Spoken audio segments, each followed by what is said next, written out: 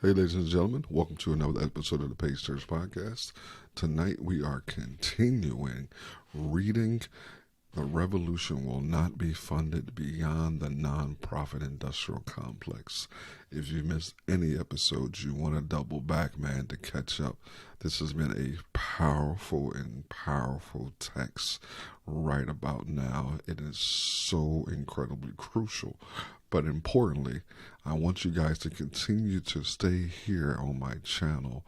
Please like, subscribe, share, and hit that little bell thingy to let people know, or for you to rather to be notified when a new episode has come. And with that, let's get started.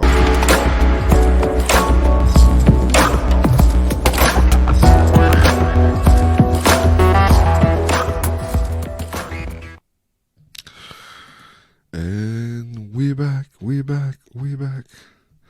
I'm excited, man, to continue this text with everyone, to continue to read this powerful book, man. And again, I like to get in here and give you guys 30 good minutes of reading and commentary. I'm not here to waste anybody's time. I know that folks' time is incredibly precious. So with all that said, we are going to dig right into the text. Again, this is episode number 56, season 5, episode 56. Remember, this is The Revolution Will Not Be Funded Beyond the Nonprofit Industrial Complex. Jeez. Do I need to take a sip of water before I get started? Because that might be a little helpful.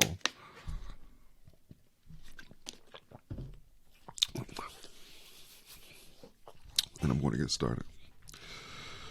On the one hand, the subsequent exponential growth of the U.S. policy apparatus closely followed the white populist political schema of Goldwater-Nixon law and order bloc. Law and order was essentially the harbinger of white Reconstruction. Remember, we talked about that last episode. This particular essay is written by the great Conrad Dylan Rodriguez. This is his particular essay, and we see white Reconstruction. And remember, Dylan has a book, a phenomenal text out called White Reconstruction. It is highly worth reading. You should check it out. And I read, mobilizing an apparatus of state violence to protect and recuperate the vindicated white national body from allegedly imminent aggressions and violations of its racial others. And that's his definition of white Reconstruction right there. And I'll read it again. White Reconstruction, mobilizing an apparatus of state violence to protect and recuperate the vindicated white national body from the allegedly imminent aggressions and violations of its racial others. Very important to understand that.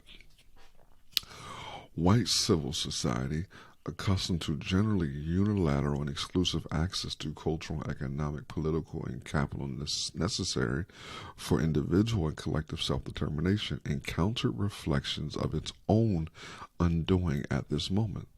The politics of law and order thus significantly encompass white supremacist desire for surveilling, policing, caging, and preemptively socially liquidating those who embody the gathering storm of dissidents, organize and disarticulate, radical and proto-political. Remember, I talked about that one of the when we think of origin stories, right? We go back and we think of origin stories. We see them all throughout comic books and things along those lines. And origin stories is how something got started.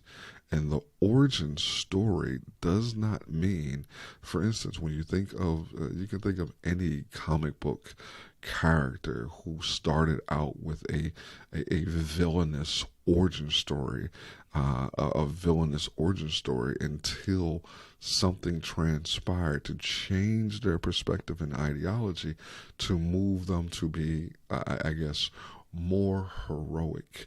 The origin story of nonprofits is not one that was designed with the intent of where it is now, where it leads every social movement. That wasn't the point. The point was to de-radicalize, right? To de-radicalize, to de-articulate, organize movements. Very important, okay? And I read, in this historical context, COINTELPRO's illegal and unconstitutional abuses of social power, unabashed use of strategic and deadly violence, development of invasive, terrorizing surveillance technologies might be seen as paradigmatic of the contemporary era's revivified white supremacist homogeny.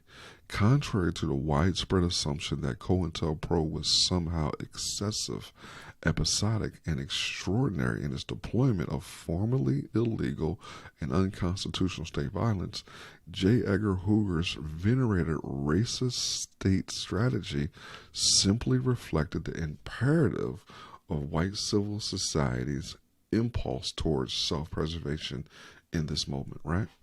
Elaborating the white populist vision of Goldwater and his political descendants, the consolidation of this white nationalist bloc, which eventually incorporated liberals as well as reactionaries and conservatives, was simply the political reconsolidation of white civil society that had momentarily strolled with the specter of its own incoherence.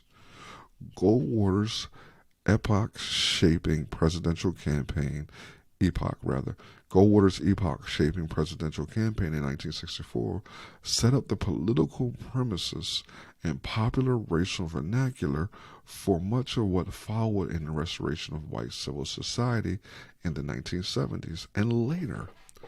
In significant part, though, the reorganization of a United States state that strategically mobilized around an internally complex and substantially dynamic white supremacist conception of security from domestic violence. The law and order state has materialized on the ground and has generated a popular consensus around its modes of dominance, punitive, racist, criminal justice. And let's stop right there, right? When we think of criminal justice, there's nothing restorative about the criminal justice system, right? So let me slow down just for a moment. When we think criminal justice and we think people going to jail or going to prison, we don't send people to prison or jail to restore them, to make them better citizens when they come back out of prison, right? We use prison and jail as a throwaway for people who commit acts. It doesn't matter what the act is. We use that as a place to throw people away. It's not a restorative place. So that throwaway means that it is punitive in nature. Just about every institution in this country has a punitive underlying, a punitive part of their foundation. Every institution. So even marriage, right? Because marriage is an institution. It's staying in a marriage is the reasons people stay in a marriage is, when things are not going well and they're unhappy or there's other things that take place. There's no restorative measure to strengthen the marriage. Now they may try therapy, but because there is a punitive option such as divorce, it makes it easier. It wipes out any opportunity for restoration because people can go ahead and get a divorce and use that divorce, whether they acknowledge it or not, as a tool to cause some sort of harm to their mate, right? It's everything is punitive. The school system, the way they do discipline in schools, whether private or public, it's punitive in nature. We won't even mention Christianity, right? We won't even mention religion, hell, eternal conscious torment, punitive. And I'll read. Paramilitary policing and strategically deployed domestic warfare regiments have become an American way of life. This popularized and institutionalized law and order state has built this popular consensus in part through a symbiosis with the nonprofit liberal foundation structure, which in turn has helped collapse various sites of potential political radicalism into non-antagonistic social service and pro-state reformist initiatives. Oof. So let's think about that, right? Let's chop that up for just a moment. So, right here, okay?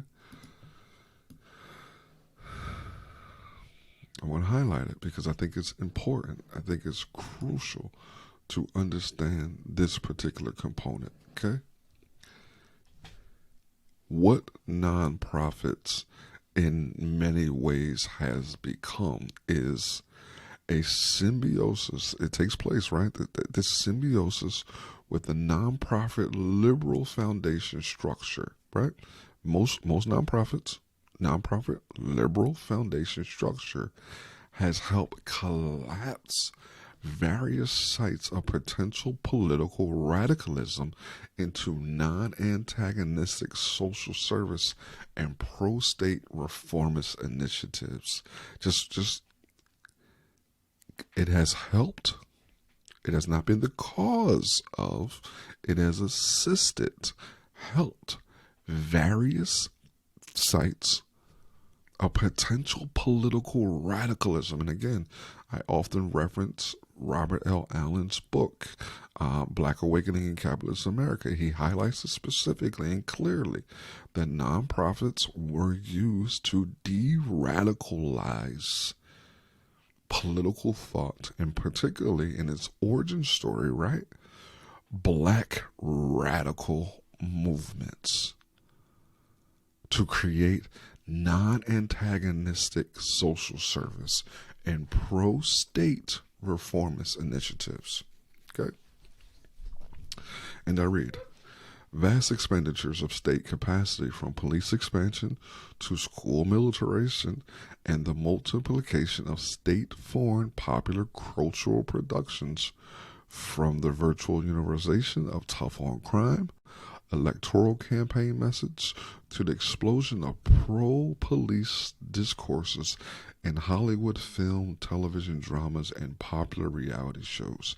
Now, I wish I had that on hand at the moment, but there was a study done showing out of all the TV shows, right, all the movies, how many movies are pro-police and pro-military, right?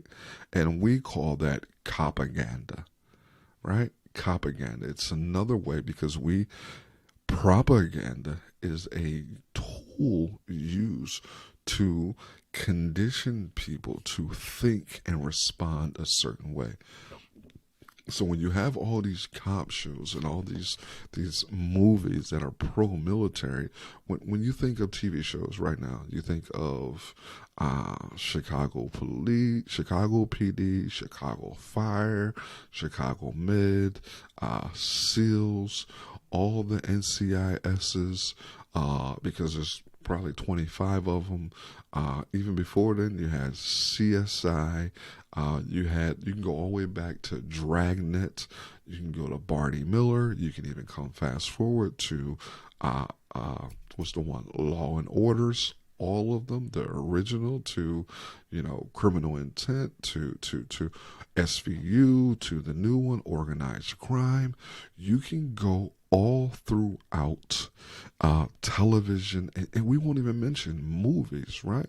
We'll Bad Boys, Bruce Willis's joints, Die Hard. We see for a minute there, it was a run of movies highlighting or discussing anything that took place within the quote unquote Middle East, right? You had Black Hawk Down, you had 13th, whatever. You had all of these movies that wanted to portray and portrays policing and military in a positive light.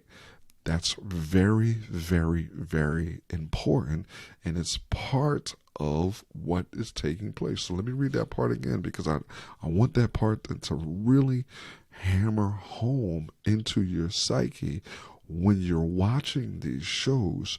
It's not by accident, right? It's not just happenstance. It's an intentionality behind it. And here it goes again, right? Here we go.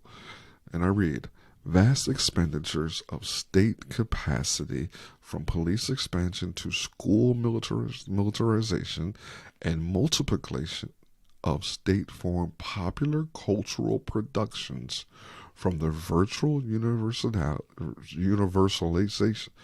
What in the hell? From the virtual universalization. From the virtual universalization, blah, blah, blah, blah, of the tough on crime electoral campaign message to the explosion, right, of pro-police discourses in Hollywood film, television dramas, and popular reality shows. And again, it's not just TV and movies. Oh, it's also books, man. When I think of popular fiction books, there's typically a pro-military version of the antagonist and the protagonist. Oftentimes these folks are ex-military. One of my favorite characters is Jack Reacher. Even though Tom Cruise destroyed the role, I mean, he was good, but he just didn't fit, Lee Child's description in the books. But Jack Reacher was someone who broke rules to get and help people, but he did so holding a quote unquote military style of honor, right?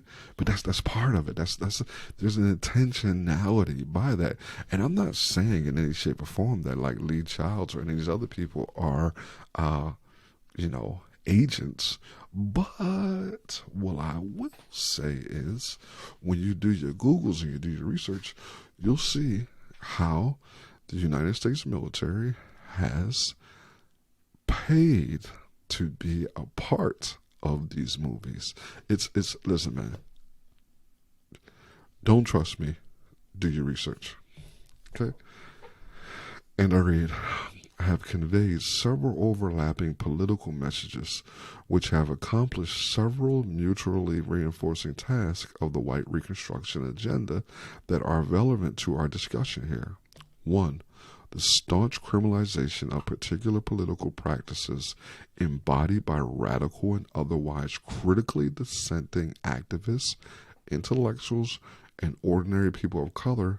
This is to say, when racially pathologized bodies take on political activities critical of the U.S. state violence, say, normalized police brutality, homicide, militarized misogyny, or colonialist occupation, or attempt to dislodge the presumed stability and peace of white civil society through militant anti-racial organizing or progressive anti-state racial violence campaigns, they are subjected to the enormous weight of a state and cultural apparatus that defines them as criminals, terrorists, rioters, gangs, and therefore as essentially opportunistic, misled, apolitical, or even amoral social actors. 2. The fundamental political construction through everything from restrictive tax laws on community-based organizations to the arbitrary enforcement of repressive laws banning certain forms of public congregation. For example, the California anti-gang statutes that have effectively criminalized black and brown political existence on a massive scale, of the appropriate avenues and protocols of agitation for social change, which drastically delimits the form and substance that socially transformative and liberationist activisms can assume in both the short and long terms. And 3, the state-facilitated and fundamentally punitive bureaucratization of social change dissent, which tends to create an institutionalized inside-outside to aspiring social movements by funneling activists into the hierarchical rituals and restrictive professionalism of discrete campaigns, think tanks, and organizations, outside of which it usually profoundly difficult to organize a critical mass of political movement, due in significant part to the two aforementioned developments. And I am going to read that shit again because drill it home, drill it home, drill it home. Hold this right here. Okay? Very important. Very important. So 3. This is going back to number 3 again. The state-facilitated and fundamentally punitive bureaucratization of social change and dissent, which tends to create an institutionalized inside-outside to aspiring social movements,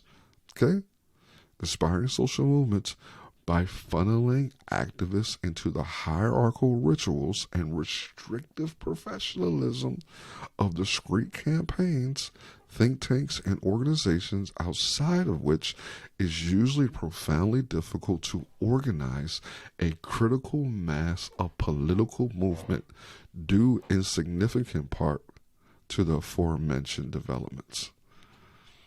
You got that? You see how it's that de-radicalization I mentioned earlier, right? It's insidious, man. It's insidious. I just, it's so insidious. Okay.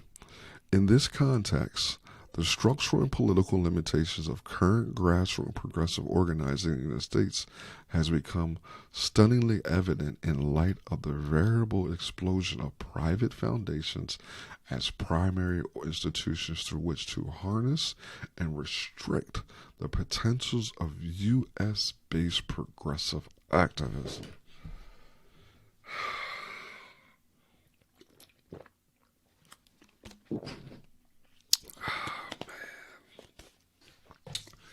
I had to take a sip of water after that, ladies and gentlemen. I just, and this is one of those messages, man, that I be trying to scream from the masses. And again, it doesn't mean that the people who are starting nonprofits are evil or insidious or manipulative or any of that. It's literally the nature of the beast, right? It's literally the system itself that perpetuates this mentality. It's the system, man. I know. All right. And I read, heavily dependent on the funding of such ostensibly liberal and progressive financial bodies as the Mellon, Ford, and Soros foundations, the very existence of many social justice organizations have often come to rest more on the effectiveness of professional and amateur grant writers than on skilled, much less radical political educators and organizers. A 1997 Atlantic Monthly article called Citizen 501c3 states, for example, that the net worth of such foundations was over $200 billion a year. As of 1996, a growth of more than 400% since 1981. The article's author, Nicholas Lemon, goes on to write that in the United States, the raw size of private foundations, along with their desire to affect the course of events in the United States and the world, has made foundations one of the handful of major political actors in our society, but they are the one that draws the least public attention. As the Foundation Lifeline has sustained the NPIC's emergence into a primary component of U.S. political life, the assimilation of political resistance projects into quasi-entrepreneurial, corporate-style ventures occurs under the threat of unruliness and antisocial deviance that rules Abul Jamal's U.S. Cavern of Fear, arguably forms of substance grassroots social movements that do not rely on the material assets and institutionalized legitimacy of the NPIC have become largely unimaginable within the political culture of the current U.S. left. Man, I'm telling you, when it comes to people thinking about how to solve issues, how to deal with issues, right? When it comes to people how to deal with issues, so for instance, you'll think of, okay, let's use an example, because people are hungry, right? We know food deserts exist. We know people struggle to find not just food in general, but healthy food. So we see this as a problem in a community. Someone sees this as a problem in a community. Instead of organizing around the issue, instead of going to the people who are suffering to build power, to build an organization, to get that particular need addressed, they start a nonprofit. Instead of actually going and combining resources. Now, again, I understand resources are limited. Resources, and I understand that many people, hold on, resources are limited. Instead of trying to combine resources, they'll start a nonprofit, write a grant, yada, yada, yada, not realizing that part of the participation in that exercise, in that thing, will de-radicalize their mission. Now, going back to the money component, I know there is a lack of resources. I know there's a lack of money. So I understand the battle, but I want us to think and consider before we starting these nonprofits, the potential danger and the potential of de-radicalizing and losing our vitriol, losing our anger, becoming professional, meaning, signing, asking for permits and permission and meeting with politicians to seek reformist initiatives. We lose our radicalized nature when we participate that way. I just want everybody to warn. It's just a warning, man, okay? And to read, I want to finish this paragraph before, and that'll be it for this particular episode. Okay? And I read, if anything, this culture is generally disciplined and ruled by the fundamental imperative to preserve the integrity and coherence of U.S. white civil society, and the ruling class of philanthropic organizations and foundations may, at times, almost unilaterally determine whether certain activist commitments and practices are appropriate to their consensus vision of American democracy.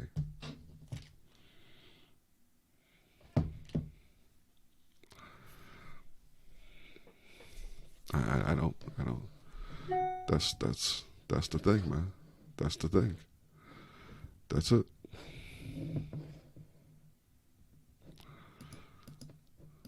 That's it.